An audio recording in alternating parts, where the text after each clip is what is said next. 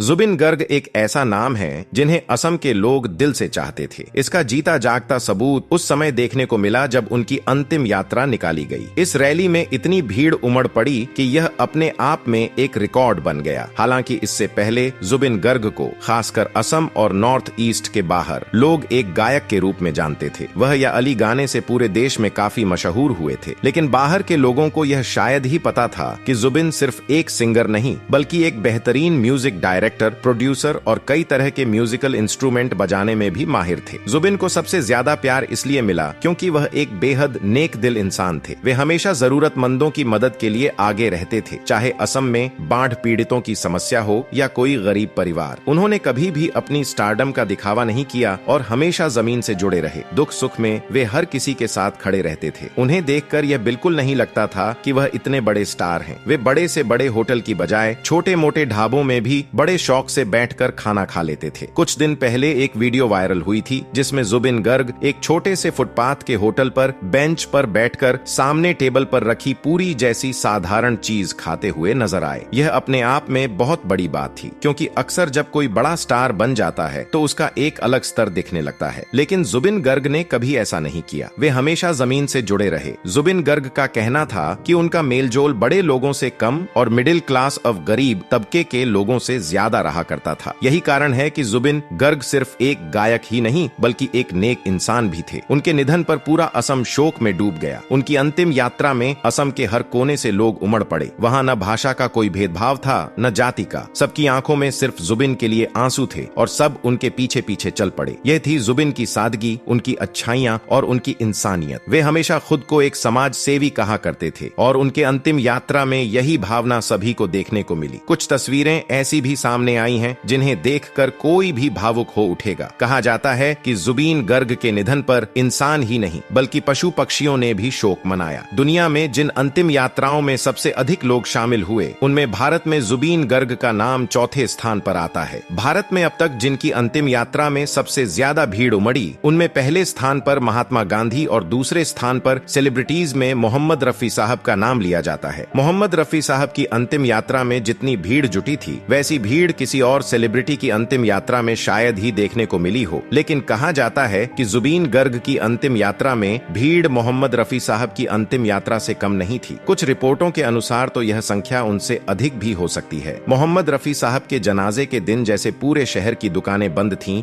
और बादल भी रो रहा था, उस दिन बारिश हो रही थी। वैसा ही नजारा जुबिन गर्ग की अंतिम यात्रा में भी देखने को मिला। जुबिन के अंतिम यात्रा के दिन भी खूब बारिश हो रही थी, जैसे मानव बदल रो रहे हों। जिस दिन उनका पार्थिव शरीर सिंगापुर से गुवाहाटी एयरपोर्ट लाया गया उस दिन भी लगातार बारिश हो रही थी, मानो आसमान उनके जाने का गम मना रहा हो। उससे पहले ही उनके चाहने वाले और भक्त गुवाहाटी एयरपोर्ट के बाहर भारी संख्या में इकट्ठा हो चुके थे। सभी अपने आइडल, अपने भाई, अपने भैया और घर के बेटे की एक झलक पाने के लिए बेताब थे। इतना ही नहीं, शायद यह पहला मौका था जब ऐसा दृश्य देखने को मिला कि एयरपोर्ट का स्टाफ भी अपनी भावनाओं पर काबू नहीं रख पाया और रो पड़ा। और यह सब जुबिन गर्ग के लिए हुआ। जुबिन गर्ग असम की संस्कृति, असमिया फिल्म इंडस्ट्री और पूरे नॉर्थ ईस्ट के लिए एक पहचान थे, एक आइडल थे। वे सिर्फ गायक नहीं बल्कि एक युग थे और यह युग अब शांत हो चुका है। तो चलिए एक नजर डालते हैं इस महान लीजेंड, गायक, अभिनेता, निर्देशक, निर्माता, संगीत निर्देशक और लेखक जुबिन गर्ग के जीवन सफर पर। जुबिन गर्ग का जन्म 18 नवंबर 1972 को मेघालय के तुरा में एक असमिया ब्राह्मण परिवार में हुआ था। उनका वास्तविक नाम जुबिन बरठाकुर था। उनके पिता का नाम मोहिनी मोहन बरठाकुर है, माता का नाम इली बरठाकुर था। जुबिन 3 भाई बहनों में इकलौते भाई थे। उनकी 2 बहनें थीं, पलमी बरठाकुर और जोंकी बरठाकुर। जुबिन गर्ग को बचपन से ही गाने का बहुत शौक था। मात्र 3 साल की उम्र में ही उन्होंने गाना शुरू कर दिया था। इसका मुख्य कारण उनके माता पिता का कला और संगीत से जुड़ा होना था। उनके पिता मोहिनी मोहन बरठाकुर एक कवि और गीतकार होने के साथ साथ मजिस्ट्रेट भी थे, जबकि उनकी माँ एक सिंगर होने के साथ साथ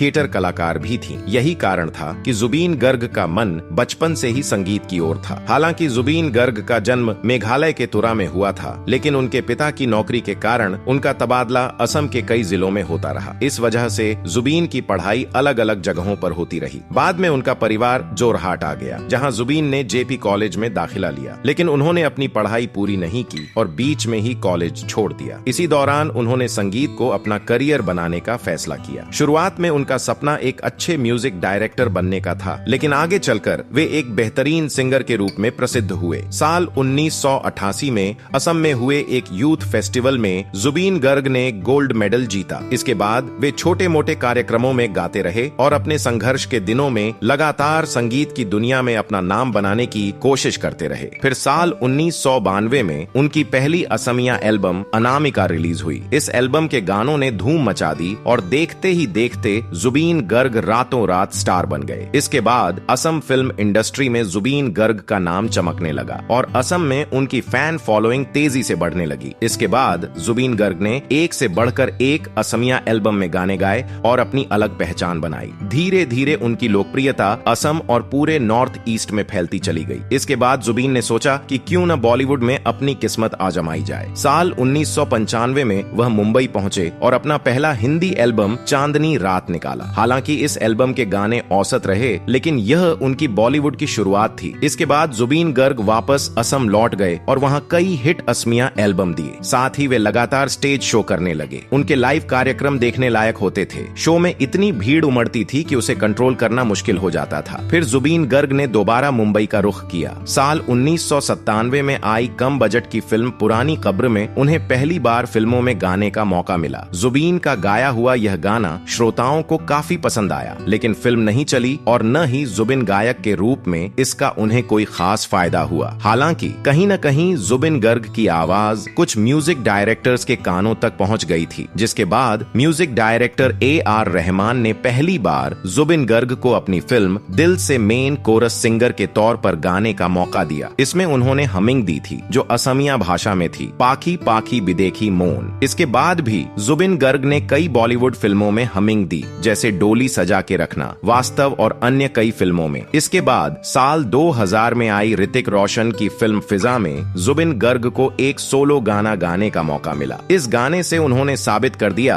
कि उनमें काबिलियत की कोई कमी नहीं है और यह गाना काफी पसंद किया गया। फिर साल 2002 में रिलीज हुई फिल्म कांटे में भी जुबिन गर्ग ने 2 बेहतरीन गाने गाए। इस फिल्म के पहले गाने का नाम था जाने क्या होगा रामा रे और दूसरा गाना था माही वे। इन गानों के लिए उन्हें काफी सराहना मिली और बॉलीवुड में उनका नाम और पहचान और भी मजबूत हुई। जहां एक तरफ बॉलीवुड में जुबीन गर्ग के गाने एक से बढ़कर एक हिट हो रहे थे, वहीं असम में उनकी लोकप्रियता चरम पर थी।